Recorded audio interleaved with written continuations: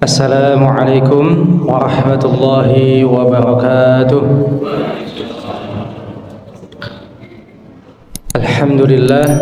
Alhamdulillahilladzi hadana li hadza wa ma kunna linahtadiya laula an hadana Allah. Ashhadu an la ilaha illallah wahdahu la syarika lah wa ashhadu anna Muhammadan abduhu wa rasuluh.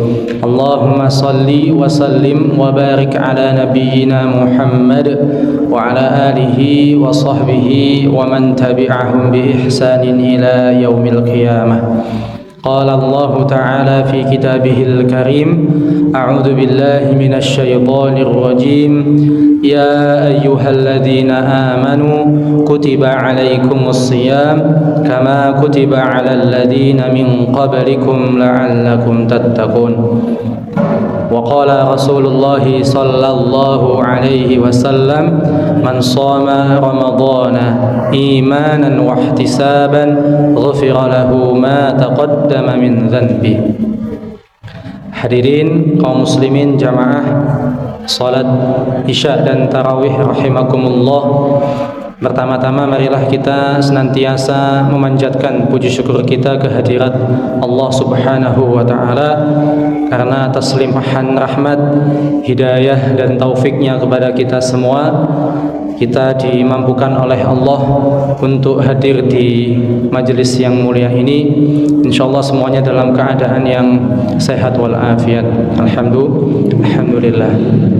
Dan bersyukur kita kepada Allah karena di tahun ini kita masih diberikan kesempatan oleh Allah untuk bertemu dengan bulan Ramadan, bulan yang mulia, bulan yang penuh dengan keberkahan, bulan yang istimewa, bulan yang penuh ampunan. Salawat dan salam marilah tetap kita haturkan kepada junjungan kita, suri tauladan kita, Nabiullah Muhammad sallallahu alaihi wasallam, yang kita nantikan syafaatnya kelak di yaumil qiyamah. Hadirin kaum muslimin rahimakumullah, ketika kita hendak melaksanakan suatu amalan atau suatu ibadah, maka kita itu harus tahu pedomannya, kita harus tahu ilmunya.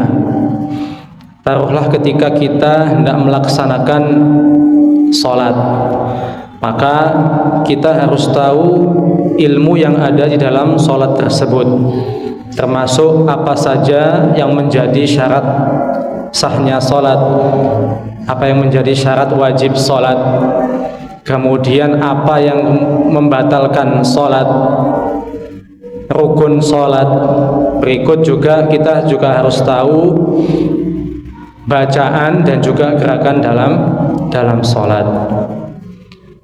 Kalau kemudian kita berpuasa Ramadan atau kita menjalankan ibadah puasa, maka kita juga harus tahu ilmu yang ada dalam bulan Ramadan tersebut, atau kita juga harus tahu ilmu tentang puasa.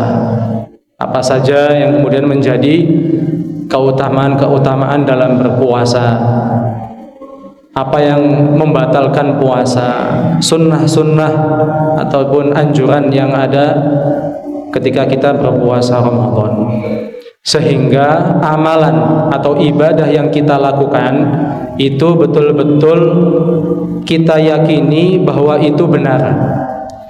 Kalau kemudian kita beribadah atau beramal tanpa ilmu, maka cenderungnya itu akan kepada kerusakan, atau kerusakan yang kita lakukan atau kesalahan yang kita lakukan itu akan lebih banyak daripada manfaat atau maslahat yang kita buat. Sebagaimana para ulama itu menyampaikan, al-ilmu qabla al-amal, bahwa ilmu itu sebelum kita beramal. Dan sahabat Umar bin Abdul Aziz juga pernah menyampaikan bahwa man abadallaha bi ghairi ilmin kana ma yufsidu aktsaru mimma yuslih. Yang kurang lebih artinya adalah barang siapa yang beribadah kepada Allah tanpa ilmu, maka kana ma yufsidu, yang menjadi kerusakan itu aktsar, lebih banyak, mimma yuslih, daripada maslahat yang ia lakukan atau yang ia perbuat. Maka hadirin kaum muslimin rahimakumullah, penting sekali ketika kita masuk di bulan Ramadan, ketika kita berpuasa, kita sudah tahu ilmunya, kita punya wawasan, punya bekal terhadap apa yang kita lakukan, ibadah yang kita lakukan di bulan Ramadan ini. Di antara dari sunnah-sunnah, di antara dari anjuran-anjuran yang ada di bulan Ramadan yang dicontohkan oleh Rasulullah Sallallahu Alaihi Wasallam, di antaranya adalah kita memperbanyak amalan-amalan sholih atau memperbanyak kebaikan di bulan Ramadan. Misalnya kita memperbanyak sedekah, memperbanyak infak. Kemudian kita memberikan takjil atau berbuka kepada orang yang berpuasa. Kemudian hal lain adalah kita memperbanyak tilawah atau ngaji tadarus Al-Quran.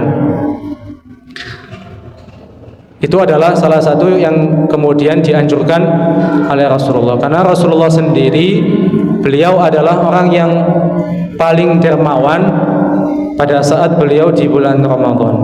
Beliau juga adalah yang paling banyak untuk mengkhatamkan Al-Quran pada saat bulan Ramadan. Kemudian hal lain yang menjadi anjuran di bulan Ramadan ini atau pada saat kita berpuasa adalah dengan kita mengakhirkan sahur dan mensegerakan berbuka puasa. Nah, bagaimana kemudian sifat sahurnya Rasulullah? Nah, sifat sahurnya Rasulullah ini, ketika ada sahabat yang pernah bertanya kepada Zaid bin Sabit, yang mana Zaid bin Sabit ini suatu ketika pernah makan sahur bersama Rasulullah, menyampaikan bahwa waktu yang digunakan Rasulullah untuk sahur itu sangat singkat sekali, sangat pendek sekali, yaitu rentang waktu 50 ya sampai 60 ayat Al-Quran yang dibaca. Ya, jadi kalau kita membaca 50 sampai 60 ayat Al-Quran, kalau kita lihat di juz amma atau juz 30, itu kalau kita hitung mungkin dari surat An-Nas sampai surat Al-Asr. Jadi singkat sekali, ya pendek sekali waktu yang digunakan untuk makan sahur. Tidak kemudian makan sahur itu di tengah malam atau pukul 2, ya tidak, tetapi tadi rentang waktunya adalah 50 sampai 60 ayat yang dibaca. Kemudian mensegerakan berbuka. Nah, mensegerakan berbuka ini juga termasuk yang disunnahkan oleh Rasulullah. Karena Rasulullah bersabda, la yazalun nasu bi khairin ma'ajjalu al-fitrah. Jadi manusia itu akan berada dalam kebaikan selama ia mensegerakan berbuka puasa. Maka berbuka puasa itu tidak menunggu sampai azan selesai. Berbuka puasa itu tidak menunggu sampai kemudian azan isya, tidak. Ketika azan maghrib berkumandang, maka itulah kemudian waktu yang disunahkan atau dianjurkan untuk berbuka puasa. Dan di dalam berbuka puasa ini juga kita disunahkan untuk memperbanyak doa. Di antara doa yang dicontohkan adalah dhahabat dhama'u wabtallatil uruqu wa thabatal ajru insyaallah, dan doa-doa yang lain yang kita panjatkan insyaallah di waktu berbuka ini juga merupakan salah satu waktu yang mustajabah, waktu mustajabahnya doa. Kemudian hal lain yang dianjurkan oleh Rasulullah pada saat bulan Ramadan ini adalah dengan kita qiyam Ramadan, salat malam atau salat tahajud, sebagaimana Rasulullah menyampaikan, man qama ramadhana imanan wa ihtisaban ghufira lahu ma taqaddama min dhanbi.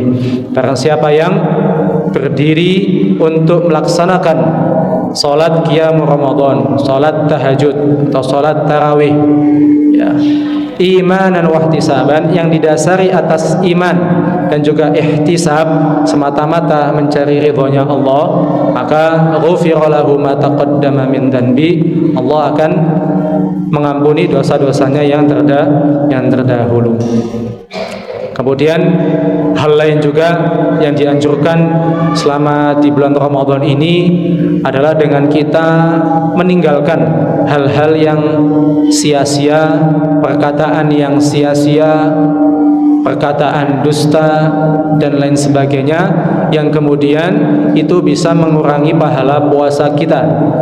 Sebagaimana Rasulullah bersabda, man lam yada' qaulaz zur wal amala bihi falaysa lillahi hajatun fi ayyada'a ta'amahu wa syarabahu. Barang siapa yang tidak meninggalkan perkataan dusta, perkataan yang sia-sia, dan juga dia mengamalkan amalan yang sia-sia, maka falaysa lillahi hajatun, maka Allah tidak akan memperdulikannya meskipun ia meninggalkan makan dan minum atau ia dalam keadaan berpuasa.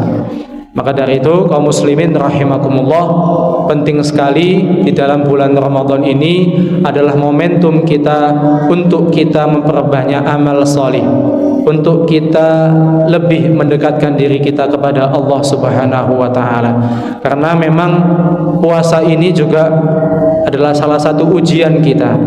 Bagaimana kemudian hamba Allah ini mampu untuk bersabar, mampu menerima dengan ikhlas, mampu untuk ridha dengan ketentuan atau dengan syariat, ya, yang diberikan oleh Allah kepada hambanya. Kita mau bersabar atau tidak. Maka sebenarnya ada tiga golongan manusia itu pada saat di bulan Ramadan. Ada yang dia itu di bulan Ramadan itu merasa berat untuk menjalankan puasa. Ada manusia itu, ada orang itu yang dia itu biasa-biasa saja. Artinya ketika datang bulan Ramadan, ya sudah, dia berpuasa ya puasa, menjalankan puasa. Kemudian ketika sholat tarawih ya sholat tarawih, seperti halnya hari-hari biasanya. Dan ada golongan yang ketiga, ini adalah golongan yang dia sangat bahagia ketika menyambut bulan Ramadan. Ia kemudian beribadah, meningkatkan kualitas ibadahnya dalam bulan Ramadan, lebih mendekatkan dirinya kepada Allah Subhanahu wa taala. Maka boleh kita kemudian mencontoh golongan yang ketiga ini dengan kemudian berfastabiqul khairat, dengan berlomba-lomba dalam kebaikan, berlomba-lomba dalam meraih ridhonya Allah Subhanahu wa taala. Semoga kita semuanya diberikan oleh Allah kesehatan jasmani dan rohani, diberikan kekuatan untuk menjalankan ibadah di bulan Ramadan ini. Kita juga disampaikan umur kita nantinya untuk bertemu dengan bulan Ramadan yang akan datang, dan kita semuanya digolongkan oleh Allah ke dalam hambanya yang muttaqin, sebagaimana janji Allah, yaitu la'allakum tattaqun. Demikian yang bisa disampaikan, kurang lebihnya mohon maaf. Semoga yang sedikit ini ada guna dan juga manfaatnya. Billahi fi sabilil haq fastabiqul khairat. Wassalamualaikum warahmatullahi wabarakatuh.